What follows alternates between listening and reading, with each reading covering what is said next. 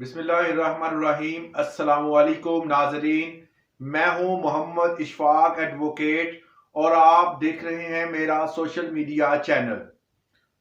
पिछली वीडियो जो मैंने अपलोड की रिसेंटली, उस वीडियो में मैंने तमाम तर प्रोसीजर बताया कि ऑनलाइन एप्लीकेशन किस तरह देते हैं।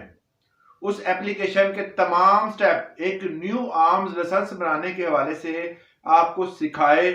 उसके जरिए आप तमाम तर जितने भी उसके मराहल हैं उसको स्टेप बाय स्टेप तय करें, उसके मुतलका डॉक्यूमेंट्स अपलोड करें और उसके जरिए अपना न्यू आर्म लाइसेंस अप्लाई कर सकते हैं। उसमें ये तमाम प्रोसीजर में कुछ ऐसे डॉक्यूमेंट्स लगने हैं जो कि बहुत अहम हैं।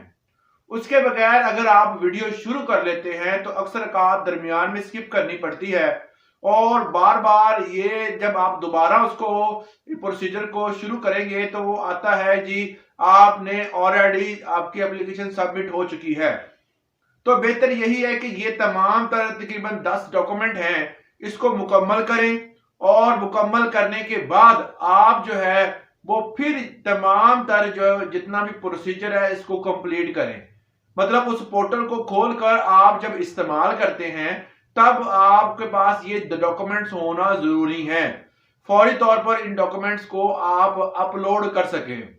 अब जैसे जैसे आपको नंबरिंग के हिसाब से मैं बताऊंगा, आप नोट करते जाएं या इस वीडियो को सेव कर लें ताकि आपको वक्त पड़ने पर जब आप इस ये तमाम प्रोसीजर करते शुरू करें, इस पोर्टल को ओपन करें तो आपको तसलसल के साथ चीजें पता हो कि कौन सी कब अपलोड करनी है।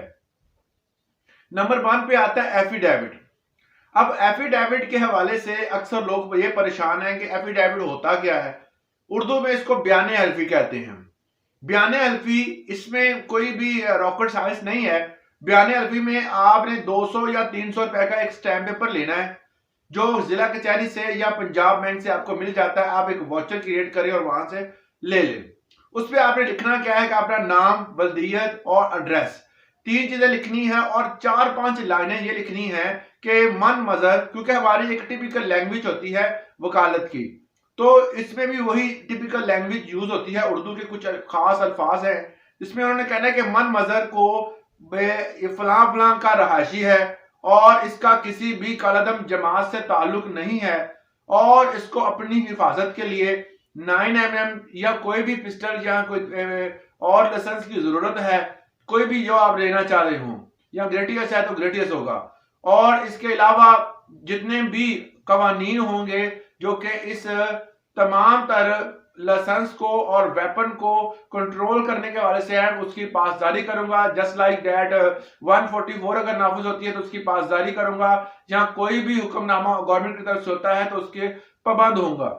इसके ज्यादा ना तमाम तर जो भी कवायद है वो सारे जो है वो मेरे इल्म में है और मुझे इस पर यकीन है फला फला।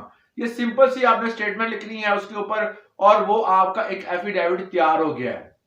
ये एक एफिडेविट आपने तैयार कर लेना है। नंबर 2 पे आता है एप्लीकेंट CNAC। इसे आपने स्कैन करके रख लेना है। स्कैन करके आपने अपने पास रखना है। वैसे भी आपके पास मौजूद होगा क्योंकि उसकी नंबर वगैरह लिखने होते हैं, उसके ऊपर नंबरिंग वगैरह, उसकी कब इश्यू हुआ, ये डेट आपको पता, एक्सपायर ना हो, कब इश्यू हुआ, एक्सपायरी डेट क्या, ये तमाम तर चीजें आपको मालूम होनी चाहिए। नंबर 3 पे आता है एप्लीकेंट फोटोग्राफ। आपकी फोटोग्राफ जो है वो खास किस्म की लिमिट बताई हुई है उन्होंने, उस लिमिट के अंदर ही होनी चाहिए।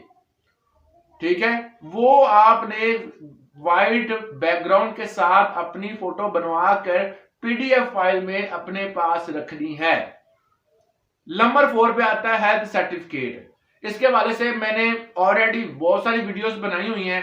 आपने हेल्थ सर्टिफिकेट एक सादा किस्म का कागज लेना है जो आप फोटोकॉपी शॉप से मिल जाएगा और उस पे ऊपर एक खास किस्म का फॉर्मेट बना होता है। वो आपको जो हेल्थ सर्टिफिकेट के हवाले से मुझे दे दें, फॉर्मेट बना होगा, उसके अंदर अपने नाम, आपका एड्रेस और मुतलका जो अपनी बेसिक मालूमात होती है वो देनी है। और किसी भी जो डॉक्टर के साथ आपका अगर अच्छा ताल्लुक है तो वो आपको उस वाले से गाइड कर देगा, वो फिल कर देगा, या आप खुद भी कर सकते हैं, कोई इतनी रॉकेट साइंस इसमें भी नहीं है। आपने अपने मुतलका हॉस्पिटल में जाना है, वहां से आप MS से मिल लें या वहां से मुतलका डिपार्टमेंट में किसी से मिल लें, वो आपको उसमें जितनी भी बेसिक चीजें हैं वो अप्रूव करवा के दे देगा। कोई टेस्ट वेस्ट नहीं होते, सिर्फ आपका आई टेस्ट होगा, एज और उसमें आपकी जो हाइट वगैरह ये चीजें, और फिजिकली फिट है, डिसेबल तो नहीं है, ये चीजें लिख कर वो आपको थमा देंगे। वो आपका हेल्थ सर्टिफिकेट तैयार हो गया, उसको भी आपने स्कैन करके अपने पास रख लेना है। एनटीएन नंबर बनाओ। अब एनटीएन के हवाले से बहुत ज्यादा ये लोग ये कह रहे हैं जी एनटीएन कैसे बनेगा। देखिए टैक्स अगर आप देते हैं गवर्नमेंट ऑफ पाकिस्तान को तब आपका एनटीएन बना होगा, अगर आप टैक्स नहीं देते तो आपको नया बनवाना पड़ेगा। इस हवाले से मैं स्क्रीन पर एक नंबर शो हो रहा है, अगर आप हमारे जरिए इस नंबर पे राब्ता करेंगे जी हमने जस्ट उला के से ये नंबर लिया है और हम फादर होना चाहते हैं, एनटीएन नंबर बनवाना चाहते हैं, तो इस नंबर पे आप राब्ता करें। आपको ये एनटीएन बनाकर रिक्वायर्ड डॉक्यूमेंट्स लेंगे और आपको एनटीएन तैयार करके देंगे। तो इस नंबर पर नोट कर लें, आप इस पर राब्ता करें, वो एनटीएन नंबर आपको बनाकर आपको दे देंगे, थोड़ी बहुत फीस लेंगे आपसे। उसके बाद है नंबर 6 पे पुलिस कैरेक्टर सर्टिफिकेट। अब पुलिस कैरेक्टर सर्टिफिकेट ऑनलाइन भी बन जाता है। इस हवाले से मैंने ऑलरेडी एक वीडियो बनाई हुई है ऑनलाइन, आप उसका मैं लिंक जो है वो डिस्क्रिप्शन में दे दूंगा। आप उस लिंक को ओपन करें और आप उसके मुताबिक जो है वो अपना पुलिस कैरेक्टर सर्टिफिकेट बनवा सकते हैं।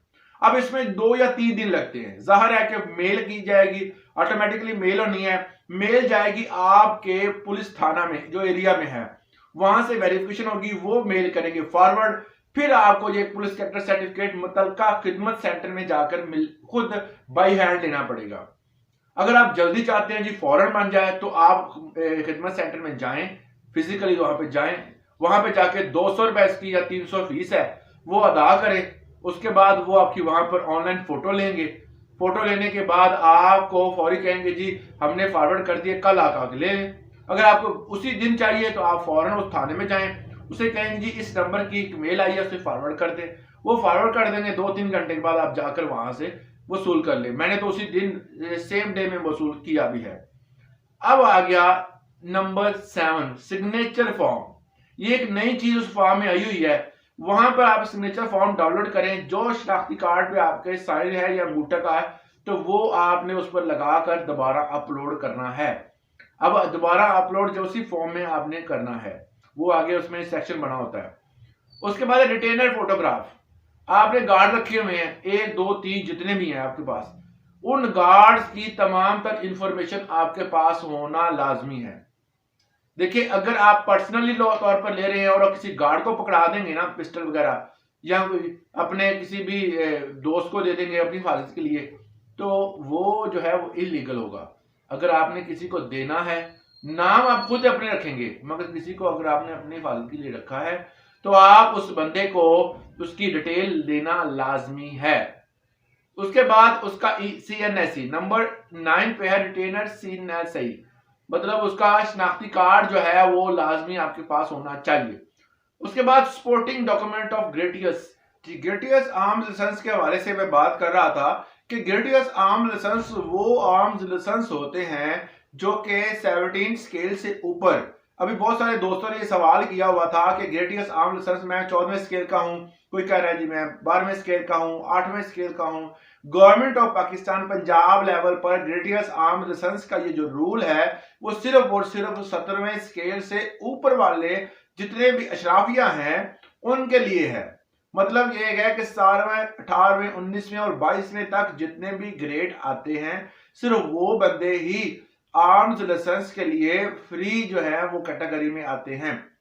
अब इसके अलावा फौजी जितने भी हमारी आर्म्स फोर्सेस हैं, फौजी हजरात, रिटायर्ड नहीं बता रहा मैं, जो भी फौजी हजरात जो ऑन जॉब हैं, रिटायर्ड वो बंदे जिनको कोई असनाद दी गई हैं और उस सनद वगैरह में बकायदा उसको इनाम के तौर पर कोई वेपन दिया गया हो या कोई खास वेपन दिया गया और कुछ को इजाजत दी गई हो वेपन की, तो वो उनके लिए भी फ्री है।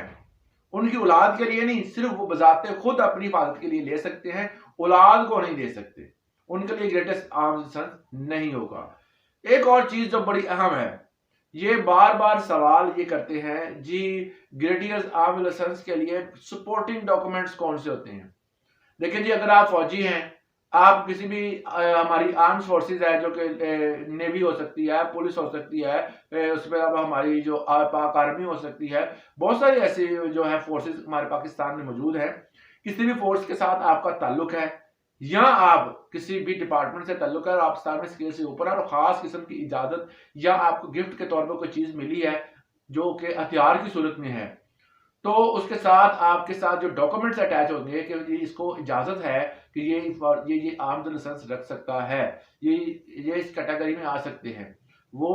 और इसके अलावा अगर डिपार्टमेंट में है तो डिपार्टमेंट से इजाजतनामा, ठीक है। तो ये सपोर्टिंग डॉक्यूमेंट्स होते हैं और ये अगर आप अपने पास रखते हैं तो ये भी दौराने जो है वो प्रोसीजर जो है आपको अपलोड करने होंगे।